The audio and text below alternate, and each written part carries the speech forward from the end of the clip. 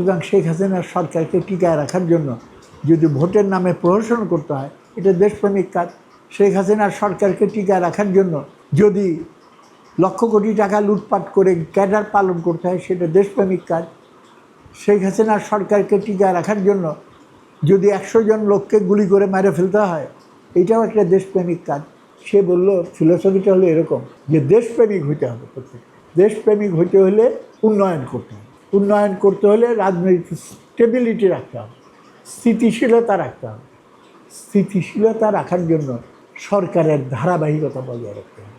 ওর জন্য এই স্লোগান মুখে মুখে উঠাই দিল, চিরদিন দরকার আওয়ামী লীগের সরকার, বারবার দরকার শেখ হাসিনার সরকার। সুতরাং মানুষ চাক আর না চাক, শেখ হাসিনার সরকারকে যে কোনো মূল্যে টিকায় রাখাটা একটা দেশপ্রেমিক কর্তব্যের অঙ্গীভূত করে ফেলবে। সুতরাং শেখ হাসিনার সরকারকে টিকায় রাখার জন্য যদি ভোটের নামে প্রহসন করতে হয়, এটা দেশপ্রেমিক কাজ।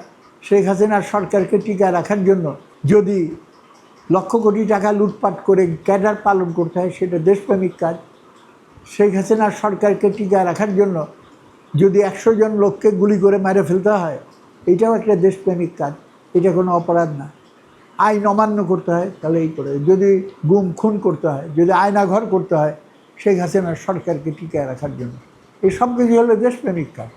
তা না, ওই যে লিঙ্ক আপ করেছে। এইটা হলো the political ideological basis of fascism. আর এইটার সঙ্গে যুক্ত হলো টাকা বানানো, এবং যারা টাকা আলা লুটপাটকারী তাদেরকে আমার পক্ষে না রাখলে তো ওই পক্ষে চলে যাবে, ওই পক্ষে গেলে তো যে কোনো সময় আমাকে উল্টা দিবে। আমেরিকার দাবিগুলোর কাছে নথি স্বীকার করো, কায়দা করো। আবার ইন্ডিয়াকেও খুশি রাখতে হবে, আবার চীনকেও খুশি রাখতে হবে। কিন্তু বেসিক্যালি আমার পাওয়ার টিকায় রাখার জন্য কাকে কতটুকু সন্তুষ্ট রাখা যায়, সার্বভৌমত্ব জাহান্নামে যায়। আমার স্বাধীন ইচ্ছা সেটা বড় কথা না, আমার ক্ষমতা টিকায় রাখাই সবচেয়ে বড় কথা। ওর জন্য দেশ রক্ষার সবচেয়ে বড় উপাদান হলো দেশপ্রেম, এবং দেশপ্রেমের কার্যকর প্রয়োগ হলো, অভিব্যক্তি হলো সরকারকে চিরদিন টিকে, বারবার দরকার, চিরদিন দরকার আওয়ামী লীগের সরকার। এই হলো ফ্যাসিস্ট। এবং আরেকটা না বলে পারছি না, বুর্জোয়া রাজনীতির একটা পদ্ধতি, তাদের অর্গানাইজেশনের কৌশল হলো এবং রাজনীতির কৌশল হলো যে কোনো পরিস্থিতি একজন সুপ্রিমো থাকতে হবে, সুপ্রিমো মেইন লিডার, এবং তার গুণগান গায়ে তাকে এই করতে হবে। আমাদের মুক্তিযুদ্ধের চেতনার সর্বনাশ করে দিয়েছে আওয়ামী লীগ। সব কিছু করেছে মুজিবের ছবি যে বঙ্গভবন থেকে নামালো, আমি বলেছি এটা খুব অন্যায় কাজ, ওটা নামানো উচিত হয়নি। কিন্তু আমার প্রশ্ন, মুজিবের পাশে কেন ভাসানীর ছবি নেই? মুজিবের পাশে কেন মণি সিংয়ের ছবি নেই?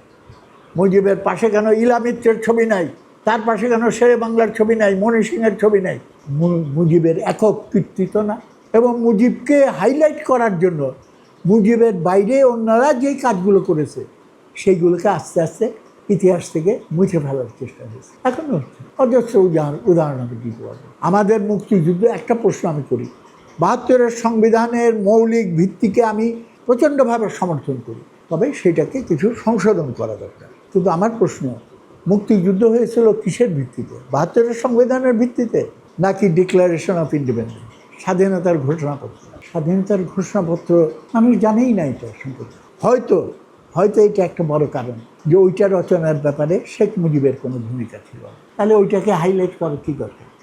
কিন্তু 72 সাল শেখ মুজিবের মস্তিষ্ক থেকে আবির্ভূত হয়েছে, এটা বলার সুযোগ আছে। কিন্তু এইটার জবাব শেখ হাসিনা জানে না, আমরা তো জানি। শেখ হাসিনা এই 72-এর সংবিধান রচনা করেছিল কারা? কোন পার্লামেন্টের মেম্বার, কোন লেজিসলেটিভ অ্যাসেম্বলির মেম্বার? তারা। যেটার ভেতরে ছিল খন্দকার মুশতাক, আমাদের সে কনফেডারেশন করার জন্য প্লেনে উঠে জাতিসংঘে যাওয়ার ষড়যন্ত্র করেছে। এটা রচনা করেছে তারা, সই করেছে তারা, যাদেরকে আমরা পাহারা দিয়েছি।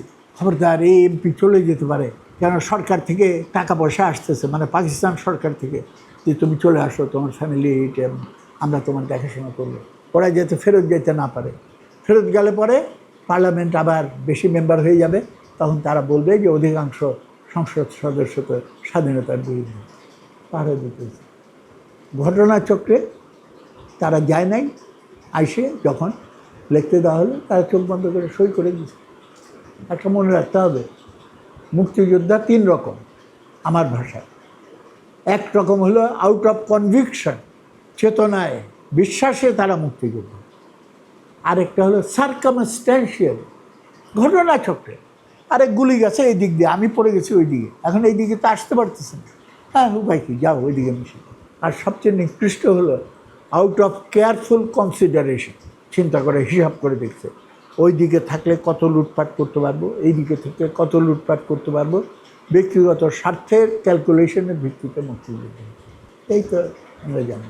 এখন সেই এমপিরা যখন একটা কনস্টিটিউশন রচনা করে, দায়িত্ব দেওয়া হয়, যতই মুক্তিযুদ্ধের ব্যাকগ্রাউন্ড থাকুক, এবং সেই কারণে মৌলিকভাবে এই দিক সেদিক যাইতে পারে না, ওর জন্য ৭২-এর সংবিধানের মৌলিক ভিত্তিটা ঠিক আছে, কিন্তু এটার ভিতরে অনেক দুর্বলতা আছে, অনেক ঘাটতি আছে। সেটা তখনই আমরা বলেছি ৭২ সালে রচনা হওয়ার যখন সই হবে তার আগে, যে এই জায়গায় সংশোধন করা হবে। তখন যদি বলে থাকি, এখন তো আরও শক্ত করে বলি। কিন্তু সংশোধন করা এক জিনিস, আর গণপরিষদ গঠন করে কী বলে কনস্টিটিউশনাল অ্যাসেম্বলি গঠন করে নতুন করে সংবিধান রচনা, এটা হলো সম্পূর্ণ ভিত্তি ভিন্ন জিনিস। এবং দ্বিতীয় যে কথাটা অনেকে দাবি করছে, সেটা হলো আমাদের স্বাধীনতাকে অস্বীকার করে আমাদের ব্যাক টু পাকিস্তান, এবং পাকিস্তানে আমাদের ফেরত নিয়ে গিয়ে সেইখান থেকে তারা যাত্রা শুরু করতে চায়। কোনো দিন এটা হবে না।